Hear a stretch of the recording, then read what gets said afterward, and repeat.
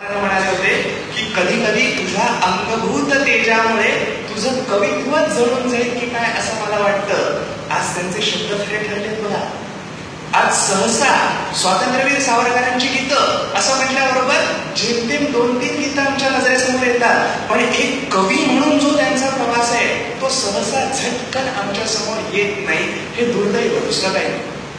आत्मभान हे कशा पद्धतीचं असावं तर पुढे एकदा सावरकरांकडे शौकत अली आणि मोहम्मद अली ही जी दोन भावंड, या देशाचं 1920च्या नंतर जे नेतृत्व उदयाला आलं त्या नेतृत्वाचे अतिशय आवडते असलेले लोक, आणि खिलाफत चळवळीच्या निमित्ताने त्यांना भारतीय स्वातंत्र्य युद्धात नाहीच खरं म्हणजे भारताच्या राजकारणामध्ये संधी मिळाली फक्त येण्याची. त्यातले जे शौकत अली आहेत ते एकदा भेटायला गेले होते सावरकरांना, आणि भेटायला गेलेले असताना त्यांना सहज बोलता बोलता म्हणाले, सावरकर माझी मागणी आहे तुमच्याकडे. म्हणाले काय बरं? हे जे तुम्ही पुनर्धर्मांतरण वगैरे करताय ना ते बंद करा बघू. सावरकर म्हणाले चालतो.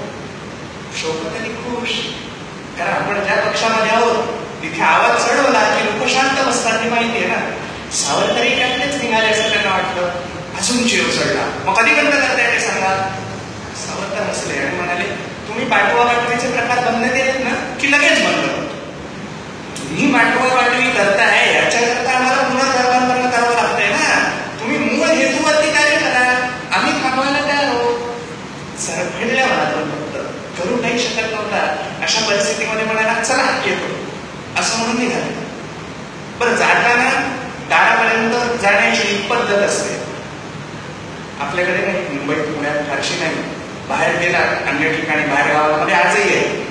त्याप्रमाणे पद्धतीनुसार सावरकरांनी सोडायला म्हणून त्यांना दरवाजापर्यंत गेले. तिथे गेले आणि त्यांच्या डोक्यात काहीतरी ना शौकत अलींच्या आणि सहज असे वळले आणि सावरकरांना म्हणाले, सावरकर जाता जाता खरं फक्त सहज एक गोष्ट तुमच्या लक्षात आणून देतो, एकंदरीत माझा आकारमान बघा. असं आढळलं शौकत अली, आणि तुम्ही केवढे आले बघा. जाता जाता जर मला वाटलं तर सहज अगदी तुमची मान पिरवून टाकली ना तर कोणाला कळायचंही नाही कसं असं म्हणून टाळीसाठी हात पुढे केला. काही काही लोकांना फार सोडायचं सतत आपला हात पुढे 5-10 वेळा गेला कळतं टाळी मागताय, मला कधी समजतच नाही काय मागताय. तसा हात पुढे केला. सावरकर फक्त हसले त्याच्यावर आणि म्हणाले, तसं जर असेल तर तो प्रयत्न करूनच बघा, कारण 300 वर्षांपूर्वी विजापूरच्या एका सरदाराला असंच वाटलं होतं की मी